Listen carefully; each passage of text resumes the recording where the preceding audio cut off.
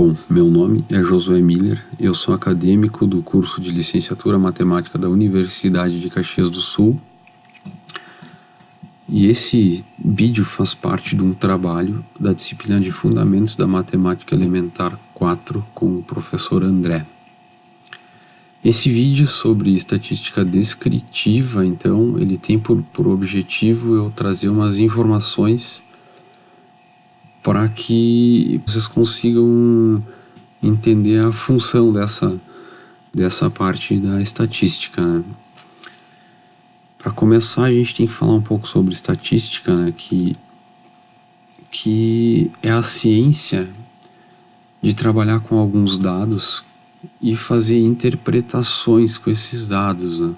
Em outras palavras, é a estatística que coleta dados, organiza eles, analisa e interpreta esses dados para que com eles a gente consiga tomar decisões. E esses dados são informações, então, que provêm de observações, de contagens, de medições, de respostas. Ou seja, são valores com os quais a estatística trabalha, né? Esses valores que provêm, então, de uma avaliação ou de uma aferição, como já dito, que partem de uma contagem ou de uma observação,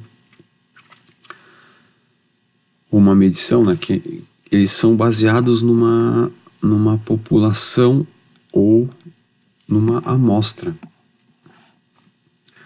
que é uma parcela dessa população. População em estatística, ela não tem aquele mesmo, não necessariamente, né, tem o mesmo significado que em geografia, em demografia, né? A população na estatística, ela significa um universo total daquilo que a gente quer avaliar, né? E ela, por exemplo, a gente pode ter uma população que é um conjunto de pessoas, ou então uma população que venha a ser um conjunto de construções, um conjunto de determinados objetos, né? Peças produzidas por uma fábrica, um conjunto como um todo, né? E a amostra então, como já falei anteriormente, é um subconjunto dessa população, uma parcela dessa população que tem algumas características comuns. Se tratando então da coleta e da compreensão desses dados, deve haver um rigor ali, uma forma correta de descrever esses dados, né? E aí que a gente entra em contato com a estatística descritiva, que quanto ao coletar e compreender esses dados, então, para que isso funcione, deve haver então um rigor, né? E uma forma correta de descrever esses dados, né?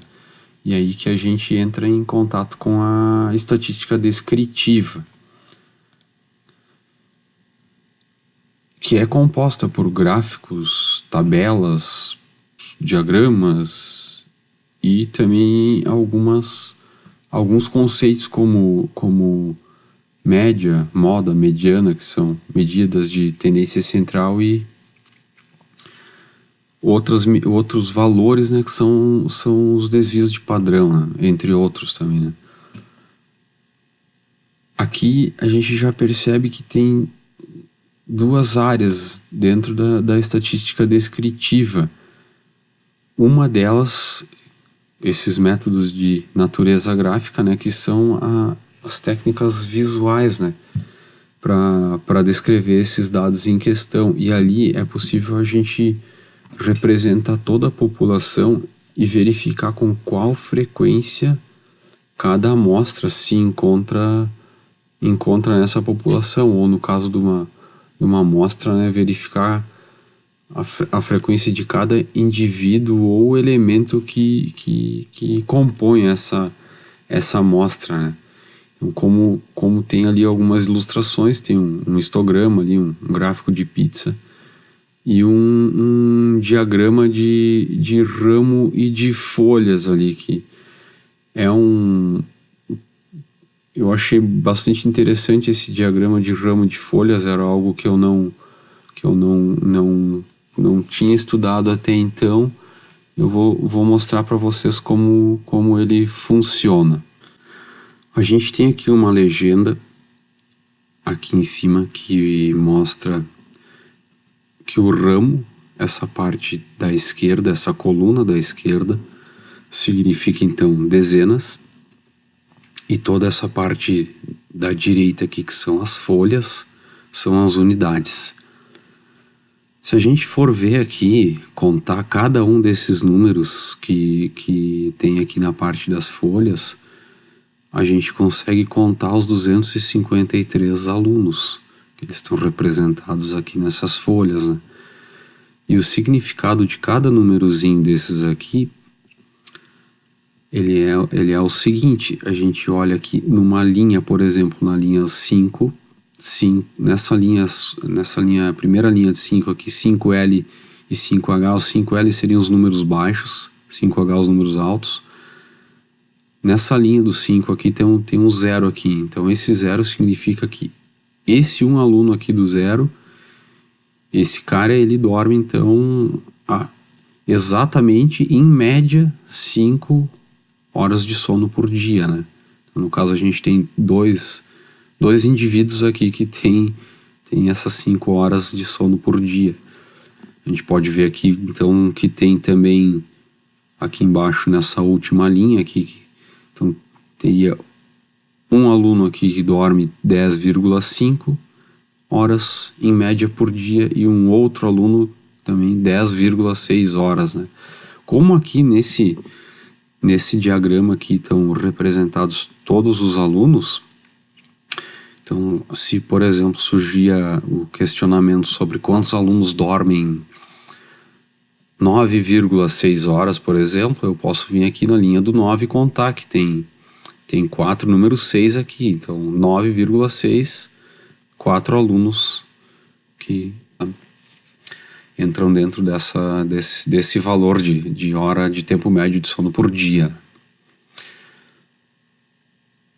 Esses métodos com medidas numéricas aí, eles são aplicados quando a gente precisa representar um conjunto, uma população com um só valor, né? Então esse um valor ele vai ter a característica de todo o conjunto, né? Esse um valor ele é suficiente para representar todo o nosso conjunto, né? Então a gente pode pegar esse um valor e chegar a conclusões, né, sobre esse determinado conjunto. E exemplos desses métodos com medidas numéricas são as medidas de tendência central, né, que são as diversas médias, média aritmética, média harmônica, média geométrica, moda, mediana.